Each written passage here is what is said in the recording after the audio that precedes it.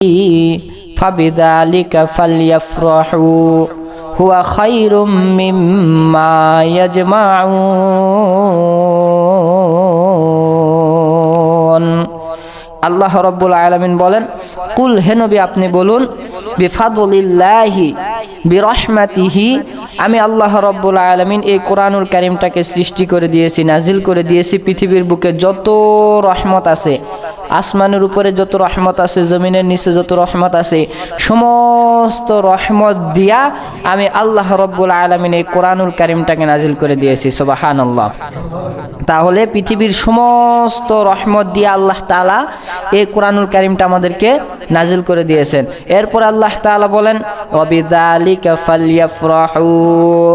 আল্লাহ রাব্বুল আলামিন বলেন যে এই কোরআনুল কারীমটা নিয়া আমার উম্মত, আমার বান্দারা, নবীর উম্মতরা এই কোরআনুল কারীমটা নিয়ে আনন্দ করবে। সুবহানাল্লাহ। কি করবে? আনন্দ করবে। কোরআনুল কারীম নিয়ে আল্লাহ তাআলা কি করতে বলছেন? আনন্দ করতে বলছেন। এই কোরআনুল কারীম নিয়ে আমরা কিভাবে আনন্দ করব?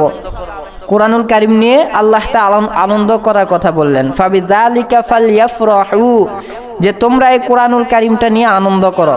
তো আমরা এই কোরআনুল কারীমটা নিয়ে কিভাবে আনন্দ করব? হুয়া খায়রুম মিম্মা ইয়াজমাউন।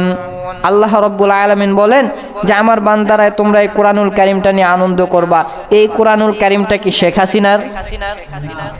এই কোরআনুল কারীমটা কি খালেদা জিয়ার? এই কোরআনুল কারীম পৃথিবীর কারও নয়। এই কোরআনুল কারীম কার? এই কোরআনুল কারীমটা শুধু মুসলমানের হয়। মুসলমানেরই খালি কোরআন কারীম? বলেন, মুসলমানের শুধু কোরআন?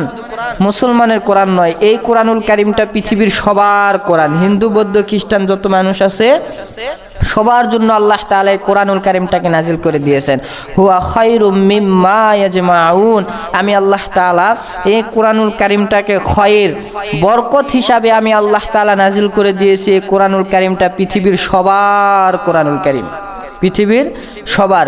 হিন্দুদের কোরআনুল কারীম, বৌদ্ধদের কোরআনুল কারীম, খ্রিস্টানদের কোরআনুল কারীম।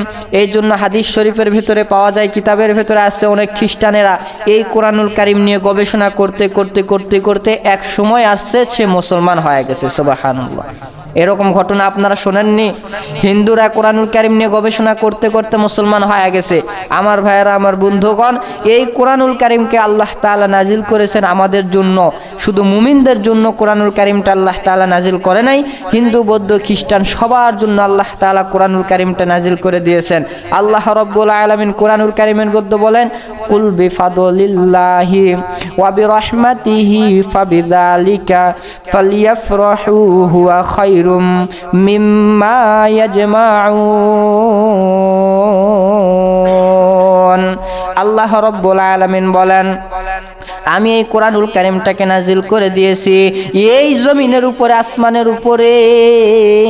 আল্লাহ রাব্বুল আলামিনের যত রহমত আছে এই সমস্ত রহমত দিয়া আমার আল্লাহ বলেন, কুল হে নবী আপনি বলে দেন, বিফাদলিল্লাহি ওয়া বিরহমাতিহি, আমি এই কোরআনুল কারীমটাকে নাজিল করে তোমাদের সামনে দিয়েছি। জমিনের উপরে যত রহমত আছে, আসমানের উপরে যত রহমত আছে, এই সমস্ত রহমত দিয়া আমি আল্লাহ পবিত্র কোরআনুল কারীমটা তোমাদের সামনে নাজিল করে দিয়েছি। চিৎকার দিয়ে বলেন সুবহানাল্লাহ। আমার আল্লাহ রাব্বুল আলামিন এরপর আমাদেরকে জানা দেয়, ফাবিযালিকা ফালইফরাহু হুয়া খায়রুম মিম্মা ইয়াজমাউন। আমি আল্লাহ রাব্বুল আলামিন তোমাদেরকে বলে দিলাম, এই কোরআনুল কারীমটা নিয়া তোমরা দুনিয়ার বুকে বেশি বেশি করে হাসি ঠাট্টা আনন্দ করবা। সুবহানাল্লাহ। এখন বলেন তো বাবাজি, এই কোরআনুল কারীমটা নিয়ে আল্লাহ তাআলা যে আনন্দ করার কথা বলেছেন, আপনি আমি এই কোরআনুল কারীমটা নিয়ে কিভাবে আনন্দ করব? বিয়ে বাড়িতে যায় আনন্দ করব, নাকি মেলায় যায় আনন্দ করব? কেমনে কোরআনুল কারীমটা নিয়ে আনন্দ করব? আল্লাহ রাব্বুল আলামিন বলে দিলেন, এই কোরআনুল কারীমটা আমি আল্লাহ তোমাদের সামনে নাজিল করে দিয়েছি, কোরআন নিয়ে আনন্দ করো। কেমনে আনন্দ করবা ভাইজান?